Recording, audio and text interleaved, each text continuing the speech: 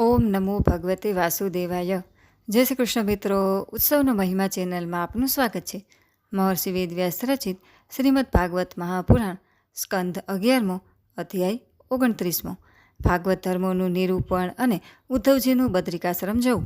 ઉદ્ધવજીએ કહ્યું, હે અચ્યુત, જેણે પોતાનું મન વશ કર્યું નથી તેના માટે આપે કહેલી આ યોગ સાધનાને હું અત્યંત દુષ્કર સમજું છું.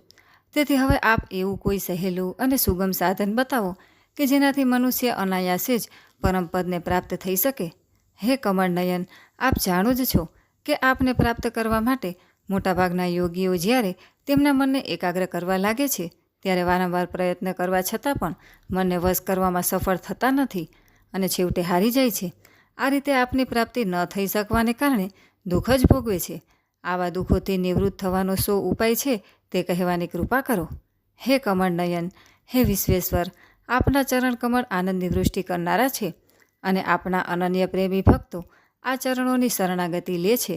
પરંતુ જેઓ યોગ અને કર્મોથી પોતાને શ્રેષ્ઠ માનતા હોય છે એવા લોકોની બુદ્ધિ આપની માયાથી મોહિત થઈ જવાથી આપનો આશ્રય લેતા નથી. હે અચ્યુત, આપ સર્વ જગતના હિતૈષી સુરદ છો. આપ આપના અનન્ય શરણાગત ભક્તોને અપનાવી લો છો. તેમને આપના સ્વરૂપનું દાન આપી દો છો. એટલું જ નહીં, તેમના સેવક બની જાઓ છો. જેમ બલિરાજાને ત્યાં આપ દ્વારપાલ બની ગયા, નરસિંહ મહેતાનું આપે કયું કાર્ય નથી કર્યું, વગેરે વગેરે. જો કે આપ બધા લોકપાલોના અધીશ્વર છો. બ્રહ્મા વગેરે લોકેશ્વરો આપને ભક્તિપૂર્વક પ્રણામ કરે છે. તેઓ આપની ચરણ પાદુકાઓ મૂકવાની પીઠિકાને પોતાના મુગટોના અગ્રભાગથી શ્રદ્ધા પ્રેમપૂર્વક સાષ્ટાંગ પ્રણામ કરે છે. આટલા મહાન હોવા છતાં પણ આપે રામાવતાર વખતે પ્રેમવશ થઈને વાનરોની સાથે મિત્રતા કરી એ કોઈ આપણા માટે આશ્ચર્યની વાત નથી, કારણ કે આપને તો ભક્તિ જ પ્રિય છે. પ્રભુ, આપ સર્વના પ્રિયતમ સ્વામી અને આત્મા છો. આપ આપના અનન્ય શરણાગતોને સર્વ કંઈ આપી દો છો. આપે આપના ભક્તોના જે અદ્ભુત કામો કર્યા છે તે જાણીને એવો કોણ હશે જે કોઈ ભૌતિક સુખ માટે આપની ઉપાસના કરશે? કારણ કે ભૌતિક સુખો તો આપની વિસ્મૃતિ કરાવનારા છે.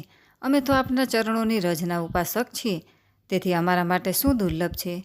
હે ઈશ, અમારા મનમાં આપના દ્વારા કરાયેલા ઉપકારોનું વારંવાર સ્મરણ થઈ રહ્યું છે. આ દેવોને પણ દુર્લભ એવું મનુષ્ય શરીર અમને ફક્ત આપની કૃપાથી જ મળ્યું છે. આપની આ અપાર અનુકંપાનું વારંવાર સ્મરણ કરતાં કરતાં અમારા હૃદયમાં પરમાનંદની ભરતી આવી રહી છે. આપની કૃપા એટલી બધી છે કે તેનું અમે અનુમાન પણ કરી શકતા નથી. જો બ્રહ્માજીનું આયુષ્ય મળી જાય તો પણ અમે આપના ઉપકારોનો બદલો ચૂકવી શકીએ એમ નથી. મનુષ્યની અંદર અને બહાર જે પણ અમંગળો છે તેમનું નિવારણ કરી મંગળ કરવા માટે બહારથી આચાર્ય રૂપે આપ જ જ્ઞાનનો ઉપદેશ કરો છો અને અંતર્યામી રૂપે પોતાને અંતરાત્માના રૂપમાં પ્રગટ કરીને તેમનું અજ્ઞાન પણ આપ જ હરી લો છો. શ્રી સુખદેવજી કહે છે, પરીક્ષિત, ભગવાન શ્રી કૃષ્ણ બ્રહ્માદિ ઈશ્વરોના પણ ઈશ્વર છે. તેઓ જ પોતાની શક્તિથી સત્વ, રજ વગેરે ગુણો દ્વારા બ્રહ્મા, વિષ્ણુ અને રુદ્રરૂપ ધારણ કરે છે. આ જગતની ઉત્પત્તિ આદિ તેમની ક્રીડા માત્ર છે.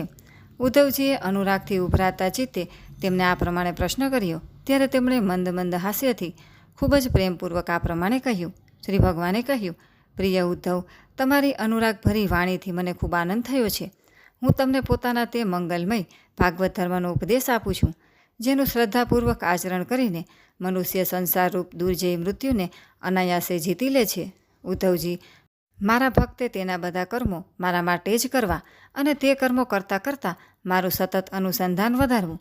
આથી થોડા જ સમયમાં તેનું મન અને ચિત્ત મને સમર્પિત થઈ જશે. તેનું મન અને આત્મા મારા ધર્મમાં જ પ્રીતિ કરવા લાગશે.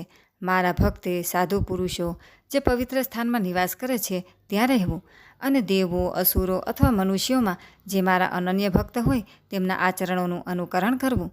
પર્વના પ્રસંગે બધા સાથે મળીને અથવા એકલા જ નૃત્ય, ગાન, વાદ્ય વગેરે રાજોચિત ઠાઠથી યાત્રા વગેરે મહોત્સવ કરવા.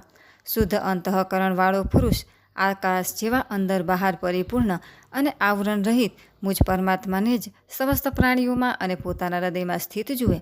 નિર્મળ બુદ્ધિના ઉદ્ધવજી, જે સાધક કેવળ આ જ્ઞાન દ્રષ્ટિનો આશ્રય લઈને સંપૂર્ણ પ્રાણીઓ અને પદાર્થોમાં મારું દર્શન કરે છે અને તેમને મારું જ સ્વરૂપ માનીને તેમનો સત્કાર કરે છે, તથા બ્રાહ્મણ કે ચાંડાળમાં, ચોર અને બ્રાહ્મણ ભક્તમાં, સૂર્ય અને ચિનગારીમાં તથા દયાળુ અને ક્રૂરમાં સર્વત્ર સમાન દ્રષ્ટિ રાખે છે, તેને ખરો જ્ઞાની સમજવો જોઈએ. જ્યારે આ પ્રકારે બધા જ પ્રાણીઓમાં મારી જ ભાવના કરવામાં આવે છે ત્યારે થોડા જ દિવસોમાં સાધકના ચિત્તમાં સ્પર્ધા, ઈર્ષ્યા, તિરસ્કાર અને અહંકાર વગેરે દોષો દૂર થઈ જાય છે. પોતાના જ લોકો જો મજાક કરે તો તેમની પરવા ન કરવી, લોકલાજને છોડી દેવી અને કૂતરું, ચાંડાળ, ગાય અને ગધેડામાં તથા પોતાનામાં પણ દેહબુદ્ધિ છોડીને બધામાં એક પરમાત્મા જ બિરાજી રહ્યા છે આવી ભાવનાથી બધાને સાષ્ટાંગ પ્રણામ કરવા.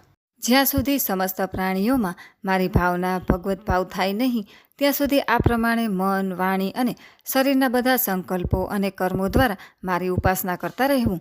ઉદ્ધવજી, જ્યારે આ પ્રમાણે સર્વત્ર આત્મબુદ્ધિ, બ્રહ્મબુદ્ધિનો અભ્યાસ કરવામાં આવે છે ત્યારે થોડા જ દિવસમાં તેને જ્ઞાન પ્રાપ્ત થાય છે અને તેને સર્વમાં પરમાત્મા દેખાવા લાગે છે. આવી બ્રહ્મદ્રષ્ટિ થઈ જતાં બધા સંશયો આપમેળે નિવૃત્ત થઈ જાય છે અને આ રીતે તેને મારો સાક્ષાત્કાર થતાં તે સંસારથી ઉપરામ થઈ જાય છે.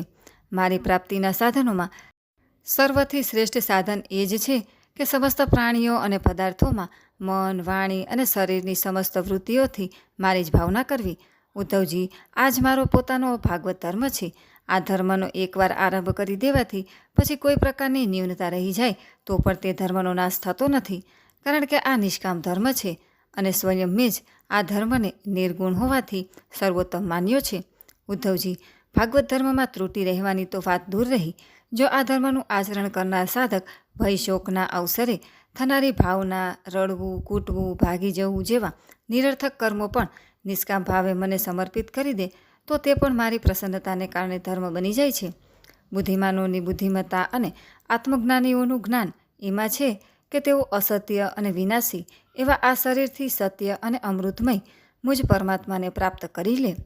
ઉદ્ધવજી, આ સંપૂર્ણ બ્રહ્મ વિદ્યાનું રહસ્ય મેં સંક્ષેપમાં અને વિસ્તારથી તમને કહ્યું છે. આ રહસ્યને સમજવું દેવો માટે પણ ખૂબ કઠણ છે. મેં સારી રીતે સ્પષ્ટ અને યુક્તિપૂર્વક જ્ઞાનનું વર્ણન જે રીતે વારંવાર કર્યું છે તેના મર્મને જે સમજી લે છે તેના હૃદયની સંશય ગ્રંથિઓ છિન્ન ભિન્ન થઈ જાય છે અને તે મુક્ત થઈ જાય છે. મેં તમારા પ્રશ્નનો સારી પેઠે ખુલાસો કરી દીધો. જે લોકો આપણી આ પ્રશ્નોત્તરી રૂપે થયેલા સંવાદને ધ્યાનથી હૃદયસ્થ કરશે તે વેદોના પણ પરમ રહસ્ય સનાતન પરબ્રહ્મને પ્રાપ્ત કરી લેશે.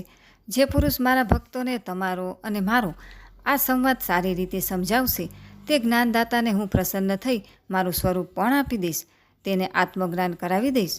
ઉદ્ધવજી, આ તમારો અને મારો સંવાદ સ્વયં તો પવિત્ર છે જ, બીજાને પણ પવિત્ર કરવા વાળો છે.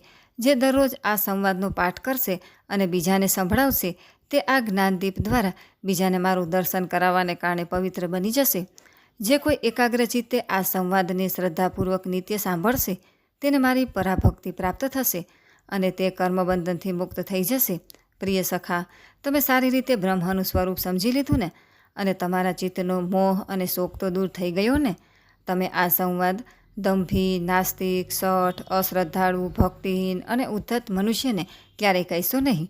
જે લોકો આવા દોષ રહિત હોય, બ્રાહ્મણ ભક્ત હોય, પ્રેમી હોય, સાધુ સ્વભાવના હોય અને જેમનું ચરિત્ર પવિત્ર હોય તેને આ પ્રસંગ સંભળાવવો જોઈએ.